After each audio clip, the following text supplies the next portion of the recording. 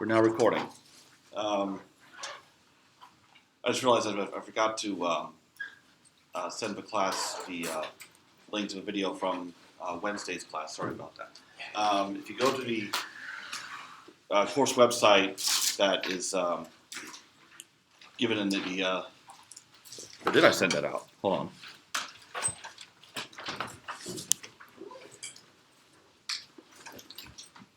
Oh, yeah, I did. Okay. Anyhow, but on the course website, later each class day, on the lectures page, the video will be there. Now, as I mentioned last time, WebAssign homeworks will always be due on Mondays and Thursdays. So whatever's covered in class on Wednesday, we do the following Monday. The section is finished on Monday, we do the following Thursday. Now, I definitely do not have enough material here in my notes to fill an hour and 15 minutes. Good, because then there'll be some time at the end to handle more questions on a 1.1 assignment. One thing that concerns me a little bit is there are 47 people in the class. But when I look at WebAssign, there's only 36 of you who have actually logged into WebAssign at all, let alone gotten anything done. Not sure what the rest of you are waiting for. Although there are only 30-something people in this room, so maybe they're not here, so this is moot. It's a curious thing to be proactive about, falling behind quickly. So it doesn't really play out that way. Okay. But I see that a number of people have gotten the first assignment done already, so hopefully by tonight that'll be everybody. Okay. And generally as well, each class period, try to have some time left over at the end for questions or whatever's going on WebAssign. The other thing I mentioned real quick, because I truly did forget to on Wednesday. So aside from these WebAssign assignments, tests, the final exam, another component of a grade, like 15%, there'll be a project, a group project culminating in a presentation to be given at the very, very end of the semester.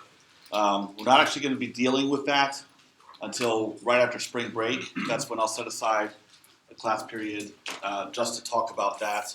I'll have a handout ready. All of that's still in preparation, but to let you know that's coming. And you would be working in groups of no more than 4 people. So you might have an idea early on as to who that would be. And one of the reasons why I actually don't do a lot of group work in my classes is because it seems to be the same thing happening every single time. Apparently every group of students on any group assignment ever, one person or maybe 2 people do all the work. And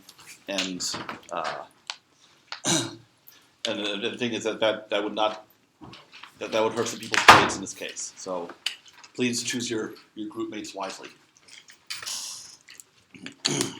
Okay. Now,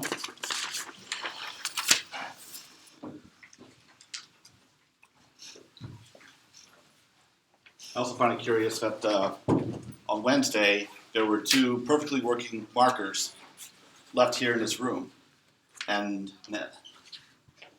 I brought my own anyway, and now those markers are gone. So it's a good thing I did bring my own, or class would be over. Maybe that was kind of like a Microsoft demo version of a product or something, demo classroom.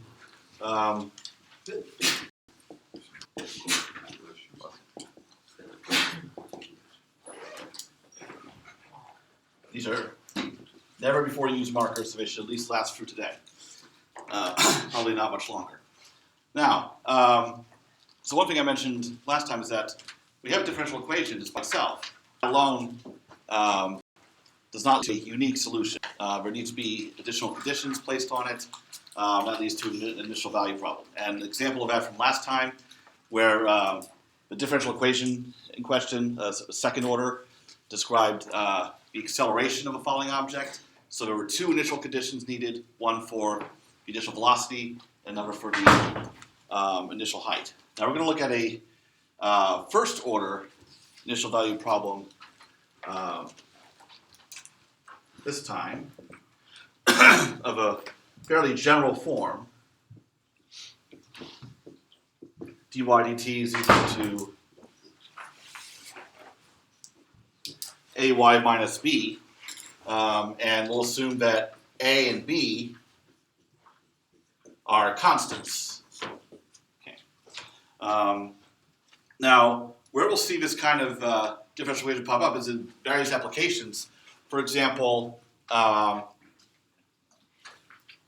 it could model population growth, where A indicates the growth rate of a population that's already there, and with this being negative, we assume that B is positive, so we have a negative term here. If there is some fixed rate of people leaving the population, so emigration as opposed to immigration, for instance, or it could be plus sign for a fixed rate of immigration into the population. This could model population growth over time. Another application that'll have, looks like, we're going to see on Wednesday, where same form, where we have constant and constant, a dependent variable here, would be about finance, investments or paying off a loan, things like that. So it's a nice framework that can cover a number of applications. Okay, now, we'll add to this to make an initial value problem. So ordinary differential equation, and then I'll use the abbreviation IC for, because I don't like to write things out, except this first time. Initial condition, so in this case, y at some initial time t naught is equal to some given value y naught. In almost all cases, the initial time will be 0, just for convenience, but I'll leave it general here. Okay, so all of this put together is an IVP, initial value problem. Okay.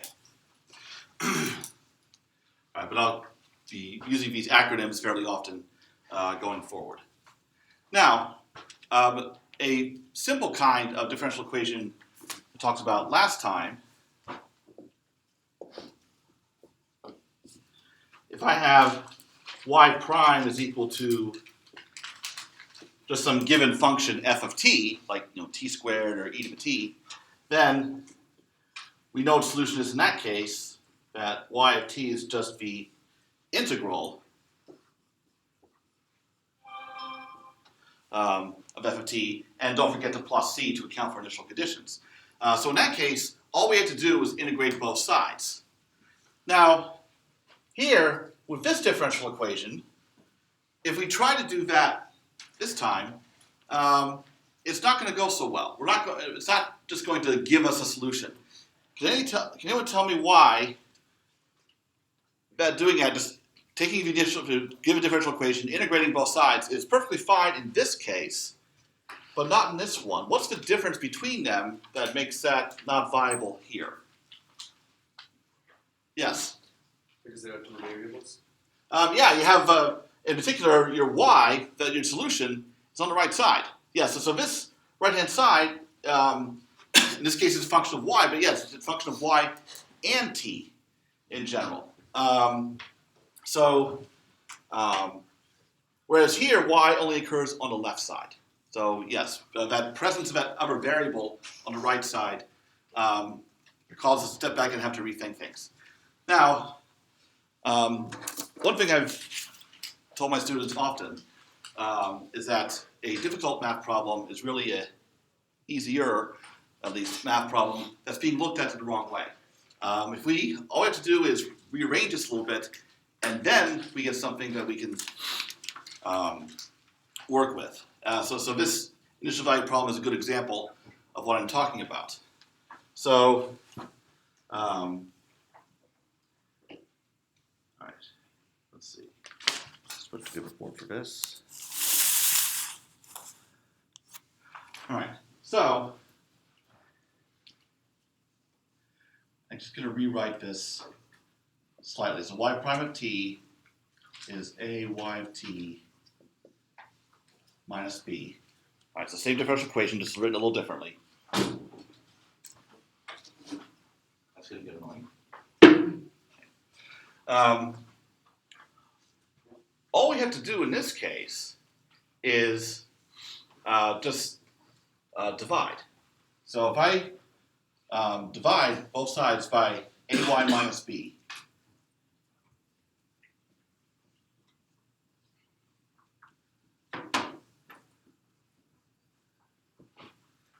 okay.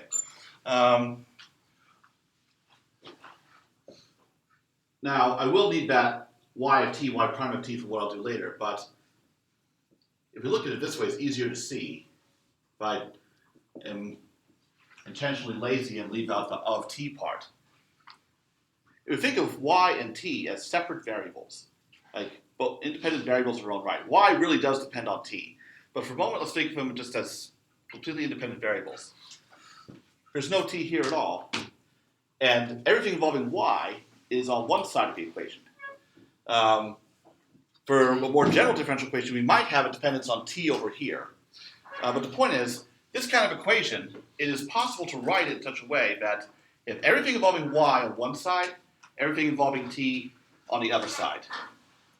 So this is an example of what is called a separable equation. And when we get to the next chapter, I'll talk more about separable problems of various kinds. But for now, all it means is we are able to literally separate the variables, move t, put t or x, whichever is an independent variable, on one side of the equation, your solution, y, on the other. Okay. When you're able to do that, it is possible to integrate both sides. And that's actually what happened with this here, already given to us as separated, because you had y sitting only on the left side, function of t only on the right side.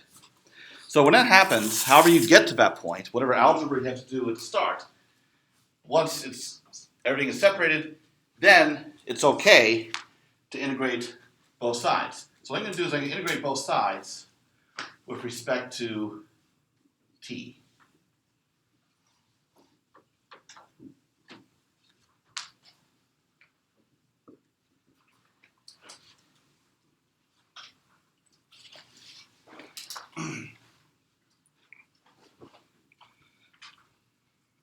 Now, the way almost pretty much every differential equations book ever presents this, and I've never been a fan of it, is they tell you, okay, you got y on one side, t on the other.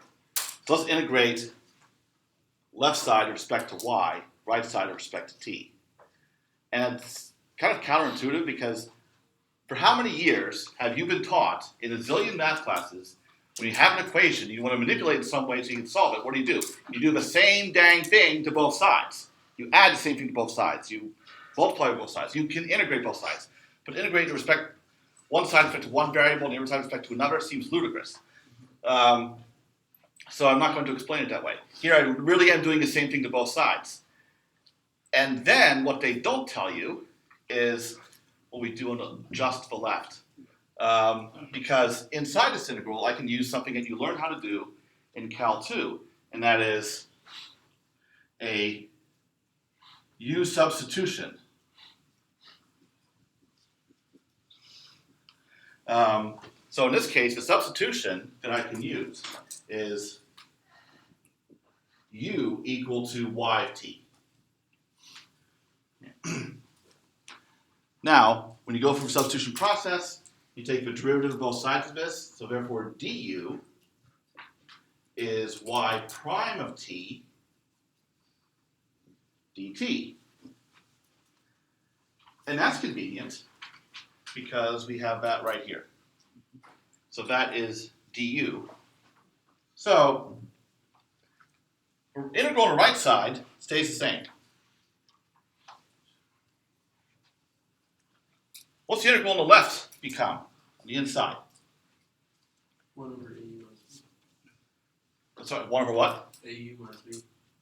Yes, 1 over AU minus B. Du. Yes, very important. Okay. And then what all the textbooks do, what I will do here is, I can really use any letter I want. So what they choose to do is use a letter that they started with. Y. So I have 1 over AY minus B dy is equal to 1 dt. And that's where all the books pick up from. And how they can justify, okay, you're integrating one side with respect to y, the other side with respect to t. No, really integrating both sides with respect to t, and you do a substitution only on one side. Okay, now what we can do is go ahead and actually carry out the integration.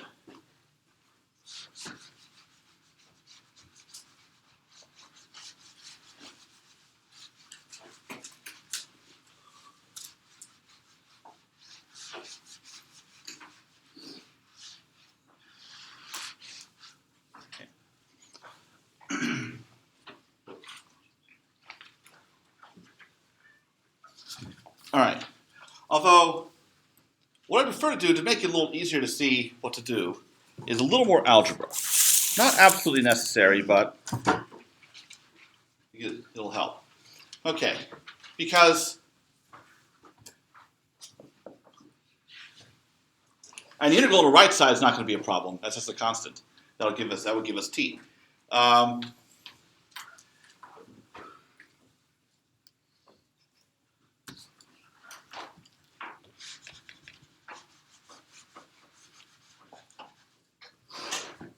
Not even 10 o'clock and already the board's a hopeless mess. I'm glad I'm first class in here. Okay, now,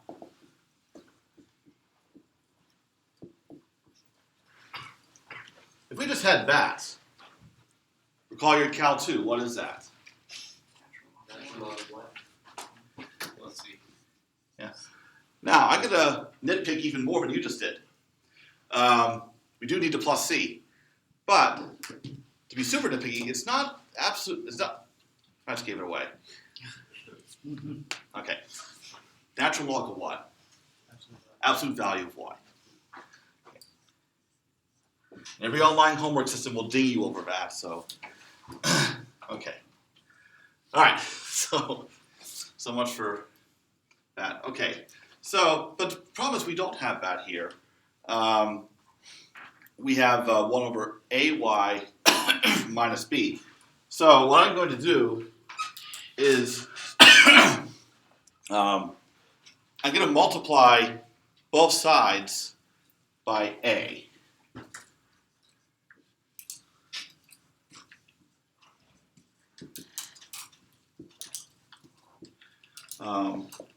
And then on the left side, I'm going to go to a fraction and divide top and bottom by a. All right, so then that way I have y by itself. So that's why I did that. And I have a minus b over a down here, but that's not going to pose any difficulty. Okay, and now it's possible to go ahead and use that integration rule. The shift by a constant is not going to cause any difficulty because you take a derivative at the derivative constant is 0. So really I can be more general. Integral of 1 over y minus c, where c is a constant, is natural log of absolute value of y minus c. Let's change the letter there. Okay. All right. So that's really what I'm using. And these rules are not the ones that you learn actually written like that, but they're really good to know because it saves a lot of time instead of having to carry out a substitution when you're all freaked out in the middle of the test. So we can change the b over a to d? In this case, yes. Yeah. So that's required to do a similar thing on our homework? Or can we keep this b Oh, I don't care. I just want to make sure everybody sees where everything comes from.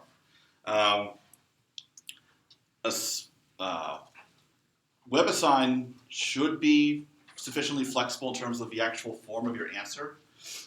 With some of these homework systems, it does happen where a student provides an answer that really is mathematically correct, is equivalent to the official answer, and gets marked wrong.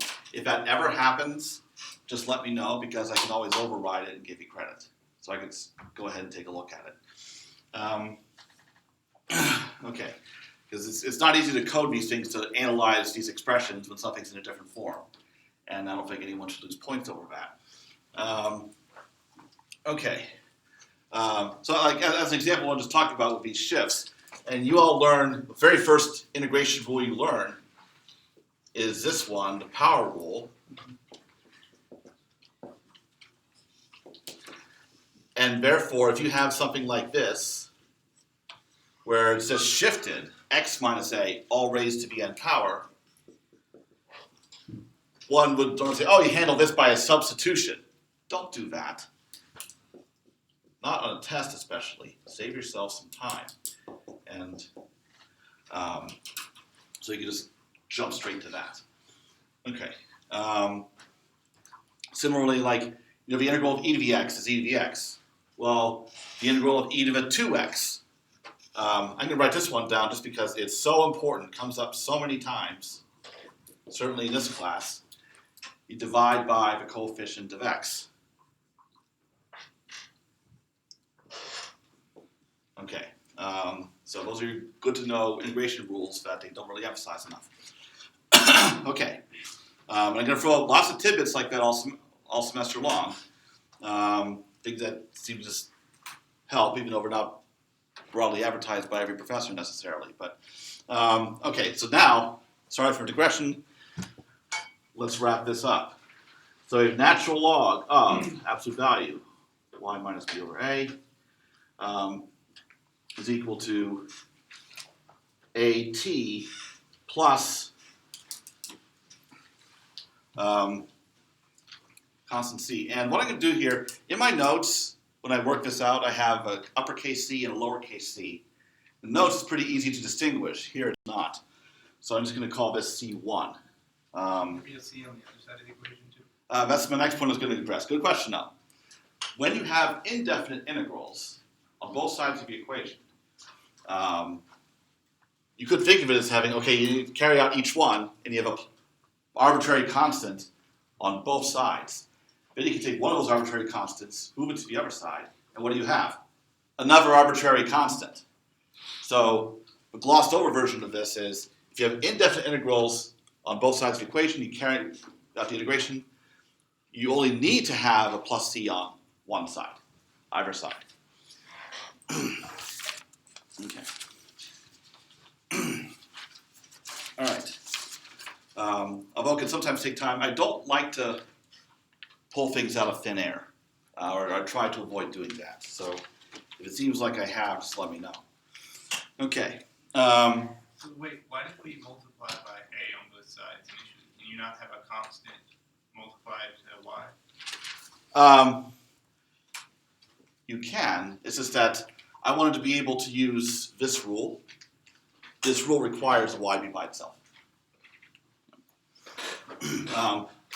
To get the other way I could have done it was to do another substitution, which gets. So you can't make it into an actual log if there's a constant multiplied by the y. Yeah, you can't use this as is. There'd be a constant factor out here. Yeah. So what would happen is, actually it's similar to the case I wrote down right here. Here I had ax, so I had to divide by a. It'd be the same thing. In fact, you can see this. If I divided both sides by a, so I could say this. Integral of 1 over ay minus b dy is equal to 1 over a.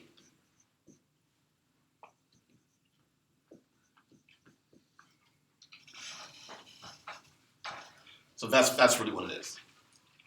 That if you have a constant multiplying a variable integrating with respect to, then in your integral, you must divide by that constant. Because when I take the derivative of this, I can take derivative with respect to y, and I have this ay here. And chain rule requires me to multiply by a, thus canceling with the a here. Okay. So now we're here, but what we want is a solution, an explicit solution. Y of t equals something. So what can I do with this equation if I want to solve for y? How? Sorry, what? You get y by itself. Yeah, how do we do that? Yes, because y is hidden inside a natural log, so we have to take the exponential of both sides. So I do that, then the exponential and natural log cancel each other out, and I get still the absolute value. And then I have e to the at plus my arbitrary constant c1. Okay. Now, I'm going to rewrite this a little bit. E to the at, e to the c1, law of exponents. And then this right here, I'm just going to call, I'm just going to call that c.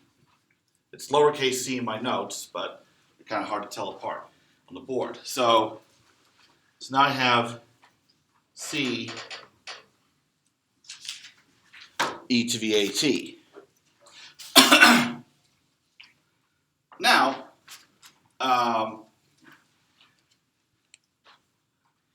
actually, all right. I have an absolute value, so if I e to the at is always positive. In fact,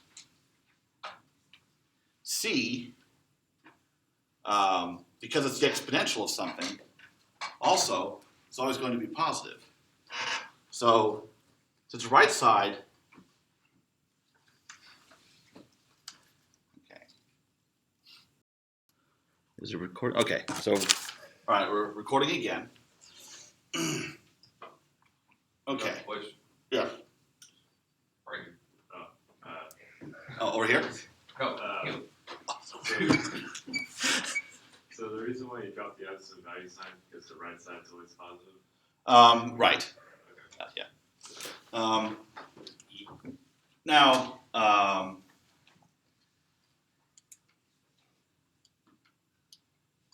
and I think it's kind of a sticking point, and actually kind of bugs me a little bit, but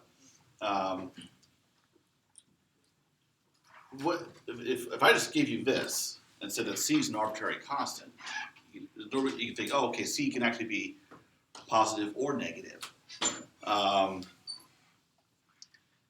therefore, I could say if c was negative, I could rearrange this. Right side would now be negative, and then y minus b over a would therefore also be negative. But here, where does constant come from? As exponential of something, e to the c1.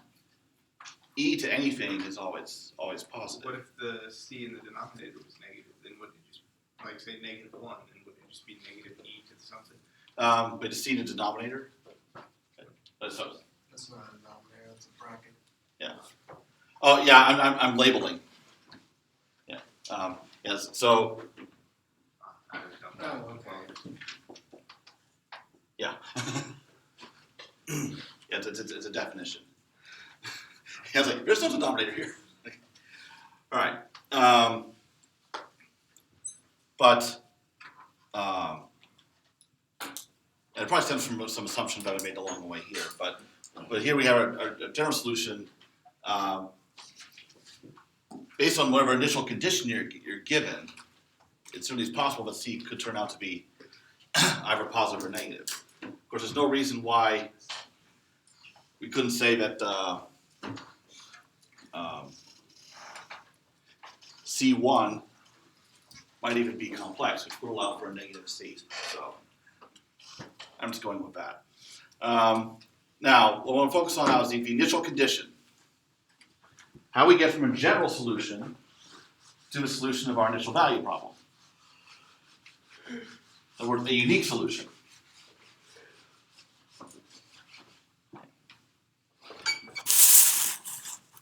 Okay. So we'll rewrite the initial condition from before, y of t naught is equal to y naught. So we apply to the general solution.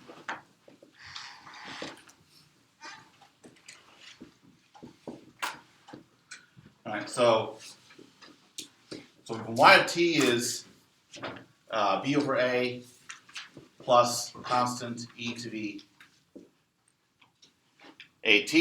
So now I just set t equal t naught, and y equals y naught. So I have y naught on the left side, and then I have b over a plus c e to the a t naught. So this is my equation right here. So by enforcing the initial condition,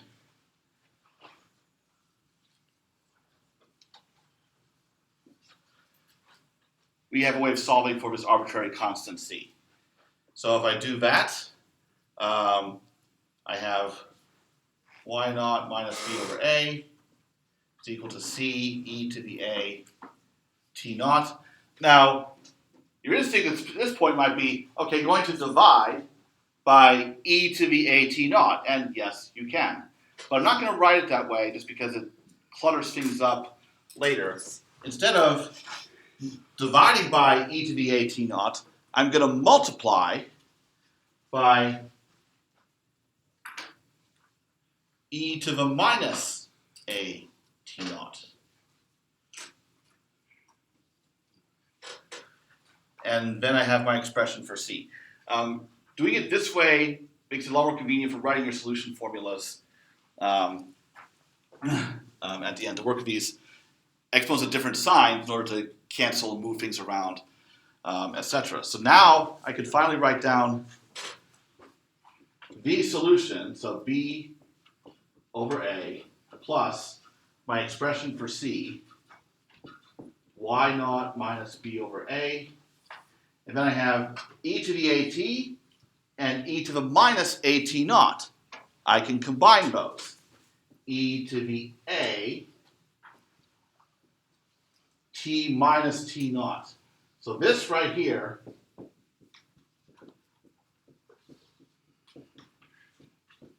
is the solution to the initial value problem. So it satisfies the differential equation, and if you substitute t equal t naught, I have e to the 0, which is, yes, e to the 0, which is 1.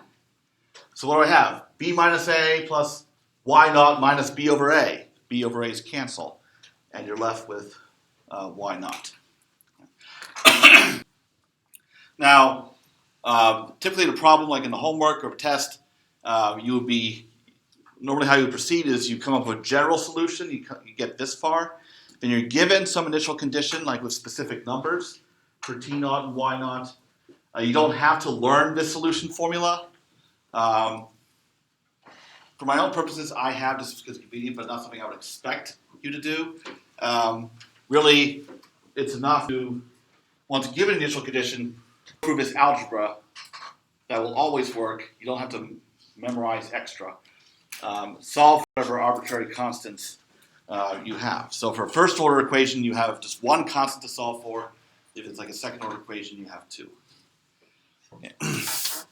So questions about how that solution was arrived at.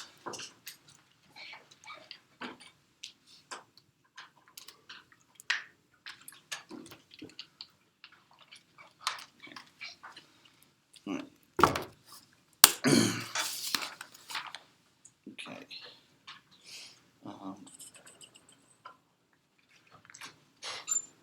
Now,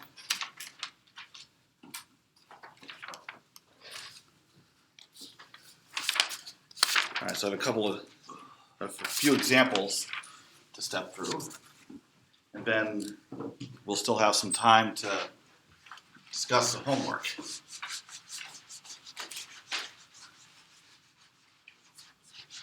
And I guess I'll have to watch my computer like a hawk.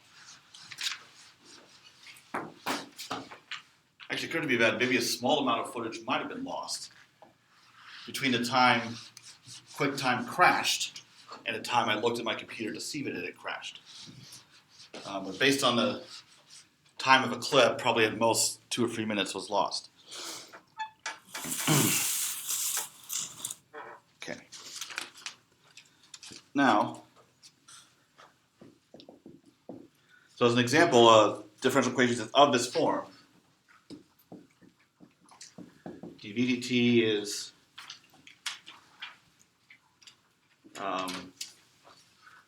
minus 1/5 v plus 9.8. So in other words, in notation of a preceding discussion, a is equal to minus 1/5, b is equal to 9.8. So this is some toy example here, but b happens to be the gravitational constant in meters per second squared. Okay. What's the initial condition? 1 second. I just realized, because I have a plus there, but I had ay minus b. B should be minus 9.8. Okay. Now, before I get to the initial condition, the general solution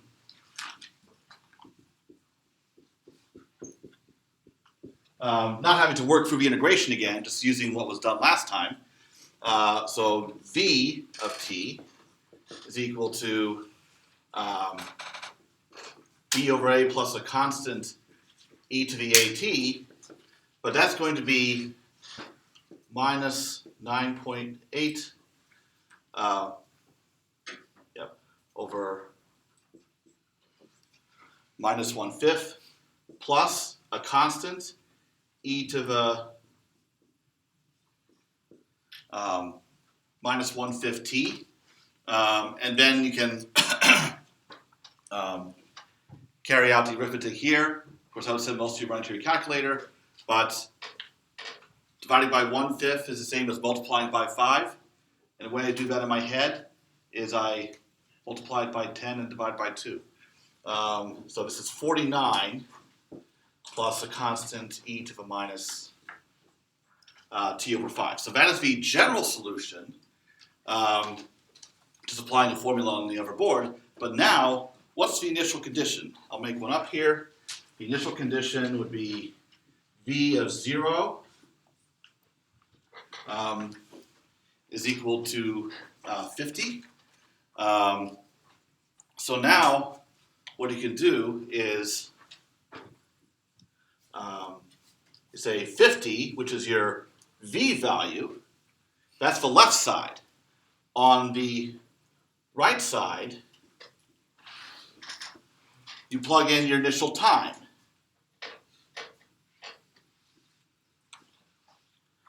T equals 0, but then you get e to the 0, which is 1. So, what happens in this case,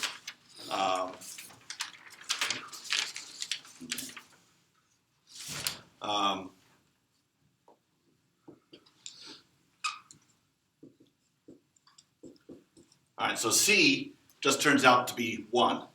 Yes, that is a 5, not an S. Okay.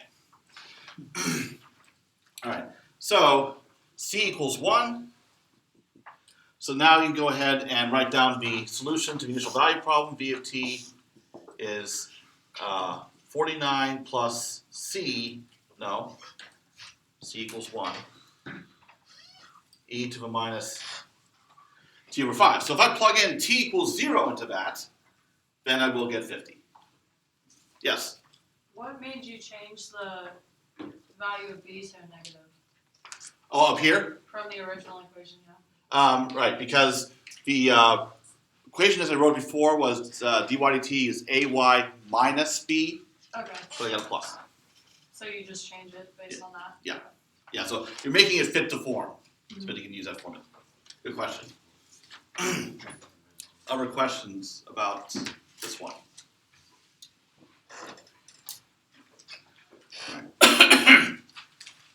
All right. Okay.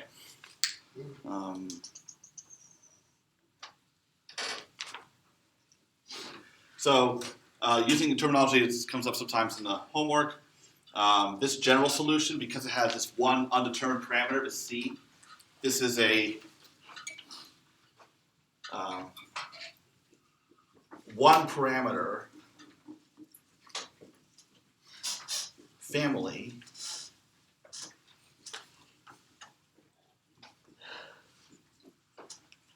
of solutions. So for any value of C, it is a solution of a differential equation. Just have once initial conditions imposed, you got to pick out the one member of that family that also satisfies the initial condition.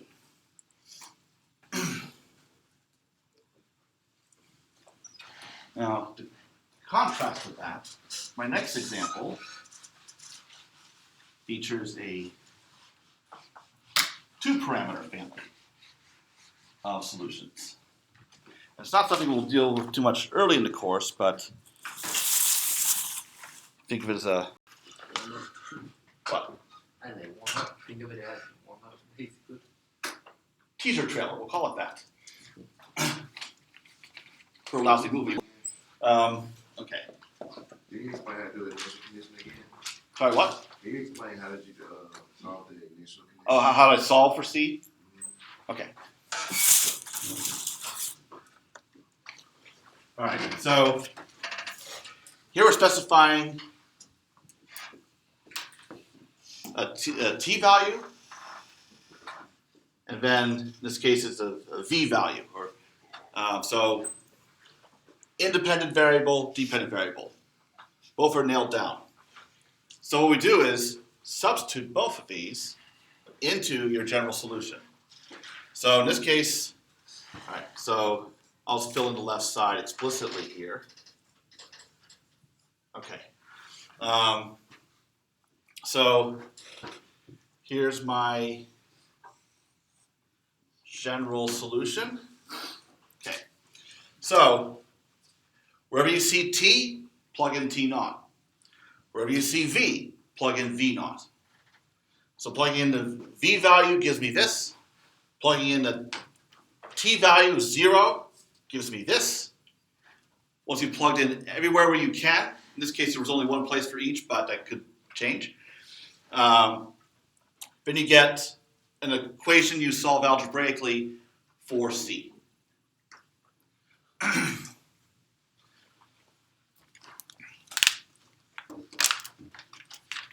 So basically, once you get your general solution, Yeah. you plug in your IC. Yes, that's exactly it. Okay. Both parts of it. The initial time, the initial value. After you do that, the only thing unknown is C. Solve for it.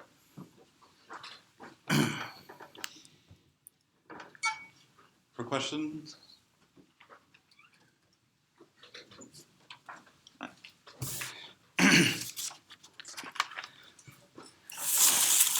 Now, in this next example, we're not really going to be focusing on how we get the general solution, but how we work with it. So this is really about the initial condition. So a differential equation, this is one of second order, y double prime minus y prime plus sigma is equal to 0. And yes, I've learned I have to be very careful to write things like my 5's and my s's, because I once went through an hour-long class where I had written lots of lowercase a's and lots of lowercase q's. And at the very end, students pointed out, auditorium full of 200 of them, that, this is at Stanford, that they could not tell the difference between my q's and my a's. And the whole lecture was ruined. So when I teach that topic again, I exaggerate a little bit. Seems to help. Okay. Now, this is a second order ODE. Now, you will not learn how to get to general solution of this for quite some time. But that's okay. I'm just focusing on initial conditions here, which we can deal with. So, as this form, it's a constant C1 e to the 2t plus another constant C2 e to the 3t. So this is a two-parameter family of solutions. And yes, it is definitely not a coincidence that the constants here, the 2 and the 3, are the roots of y squared minus 5y plus 6 equals 0, the quadratic equation, but we'll deal with that another time. Now, for a second order differential equation, to specify a unique solution, we need two initial conditions. So make these up. Y of 0 equals 1. Y prime of 0 equals minus 1. Now, there are different ways of specifying initial conditions. I could have chosen an initial condition at any time for a first order problem. Here specified y and y prime at a certain time 0. That's an initial value problem. What I also could have done is specified y is equal to a certain value at one point and y is equal to some other value at another point. So I'm specifying what are called boundary conditions. That's a very common kind of problem. So there's a lot of flexibility there. But the point is, second order must have two conditions of some kind to nail down a unique solution. So what I need to do here is, again, I want to substitute t equals 0, but I have to do this in y and y prime. So y is 0, which is 1, and I plug in t equals 0 over here. So c1 e to the 0 plus c2 e to the 0. And then, that's one initial condition. For the other one, y prime of 0, which is minus 1, I need the derivative of this. What is the derivative of that?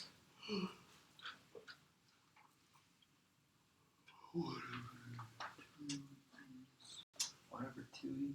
Not quite. You're going the wrong way. 2C1. Yes. to the 2T. And multiply by 2 in the first term, and then multiply in the second term. Okay, so in here I will substitute t equals 0 for my condition on y prime. So minus 1 has to be 2c1 e to the 0 plus 3c2 e to the 0. So now I have two equations, two linear equations, in two unknowns, c1 and c2. So if I clean this up a little bit, I have c1 plus c2 is equal to 1, 2c1 plus 3c2 is equal to minus 1. So now I have two simultaneous linear equations to solve. So there's a bit more algebra to grind through here. So when you get to, I guess it's going to be like test 2 for you guys. That's something that you will be doing. I won't go for the algebra here, but what we get is C1 turns out to be 4, C2 turns out to be minus 3. So if I substitute these in here, that is the unique solution that satisfies these initial conditions. So, whatever the order of your differential equation is, that's how many initial conditions you have, that's how many parameters you have. So enforce all initial conditions you're given. That'll give you enough equations to solve for whatever arbitrary constants you have. How'd you get 4 for C1? Just by solving these equations. Oh, okay. Yeah, I won't go through all that here, but yeah. Grind it out. Okay. For questions? All right. Now,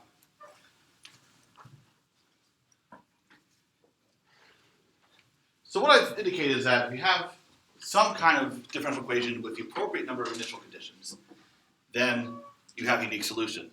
Unfortunately, I'm being a little careless about that because it's not always true. In the kind of equations I've shown you here, these are linear differential equations. Yes, that is true. But I want to make the most general statement that I can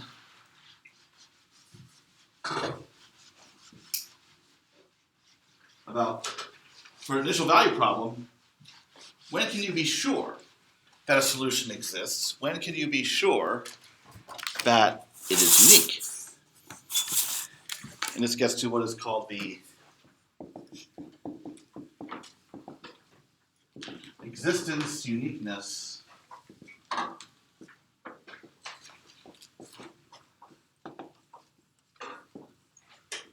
theorem. Okay.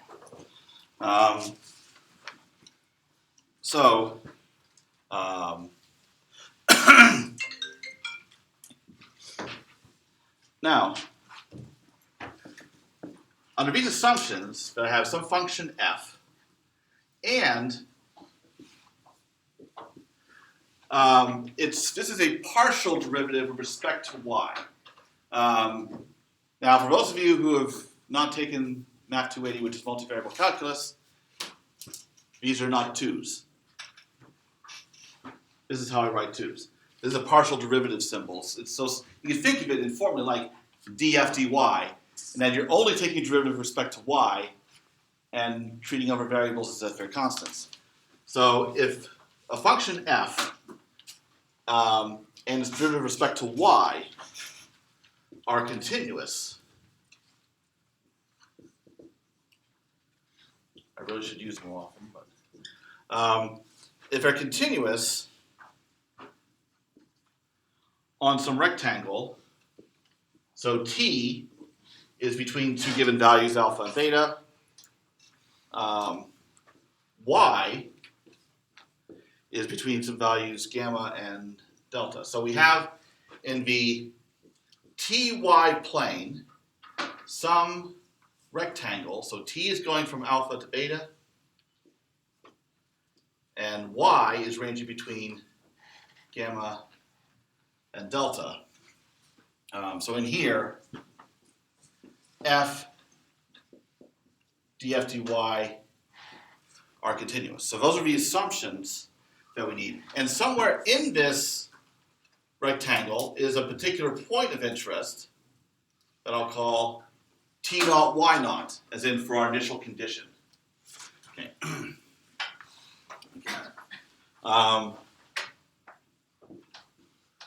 All right, so I have to make that clear. T naught y naught. Okay, that's not very rigorously written, but it's in the rectangle. Okay, that's what I'm getting at here. Then the initial value problem of first order y prime is equal to f as a function of t and y both. And initial condition y of t naught is equal to y naught has a unique solution.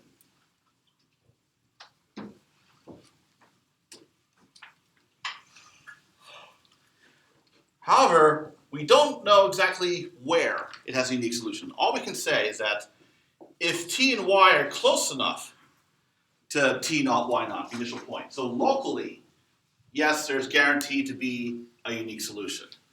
It may not even extend very far away from it, but if you're close enough, then yes, you have uniqueness.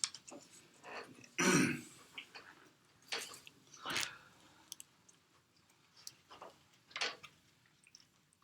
Previously, when I taught this class, I set aside a class period to go through proof of this theorem. And although it has a cool concept in it called Picard iterates, students found it very painful. So, Do we have to memorize that for the test?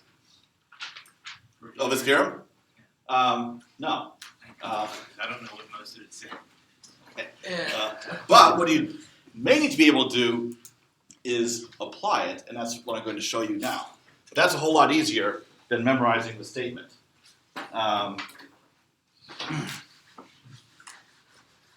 So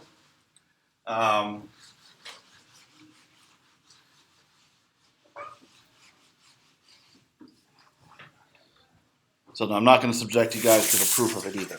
Although it is in my notes if you're interested. Okay. Now, as an example of what we're just doing, y prime is ay minus b. Okay. So f of ty is a function of y only, ay minus b. Partial of f with respect to y is just going to be a. Take a derivative with respect to y. Now, that's a linear function, and that's a constant function. So both of these are continuous everywhere. So what that means is, for any initial condition that I can specify, there's guaranteed to be a unique solution at least near that initial point, whatever it is. So we do have uniqueness for any initial condition. Doesn't present any problems. And generally, with linear equations, most times you don't have a problem. But okay, or at least the ones that we will deal with. But if there's a case where a coefficient or f maybe have a divide by zero situation, then you might have a problem. So here's where there is a problem. A nonlinear equation, y prime is equal to y to the 1/3. Okay, and I'll impose the initial condition, y of 0 equals 0. Now, this problem has two solutions that satisfy both the differential equation and the initial condition. The two solutions are y of t is just 0 for all time, and the other is equal to quantity 2t over 3 raised to the 3/2 power. So that also satisfies both the differential equation and the initial condition. So that seems to contradict the existence of uniqueness theorem. It's supposed to say there's a unique solution. But let's look at our function, f of ty. That is y to the 1/3. So if I take the derivative of that with respect to y, what is the derivative?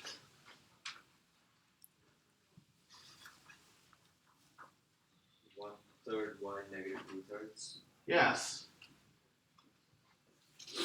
What's the problem with that derivative at y equals 0?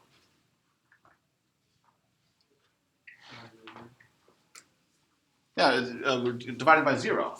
So this right here is not even defined, let alone continuous, at the initial point, t equals 0, y equals 0. In other words, the assumptions of the existence of uniqueness theorem do not apply.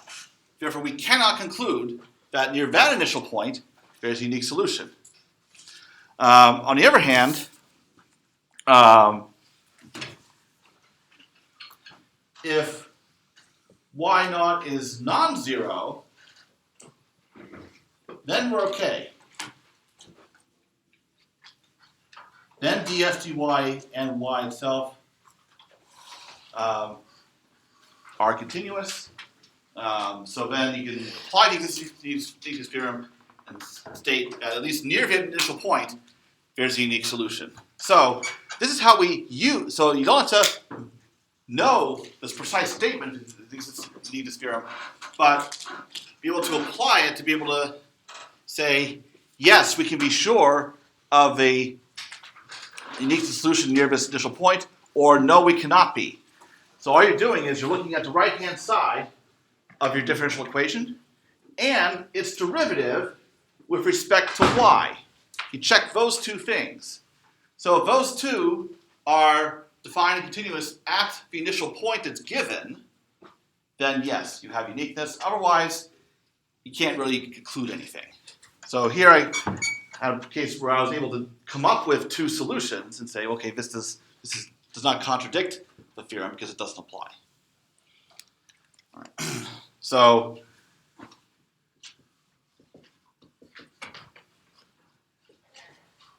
the right-hand side of your differential equation and its derivative with respect to y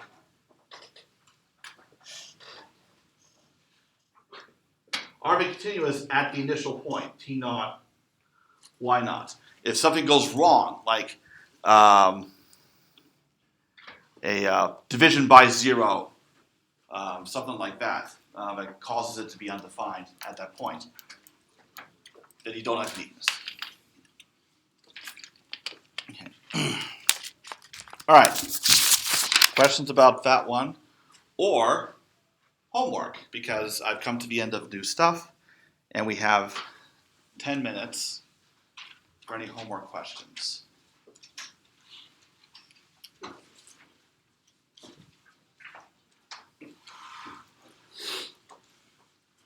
Of course, now there's a tension between people who want help with homework, or do we want to get out early?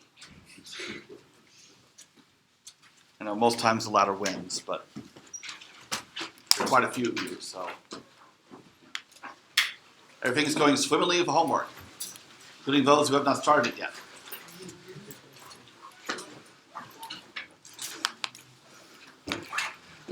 Okay. Well, if any of you want to ask questions individually, I will stick around.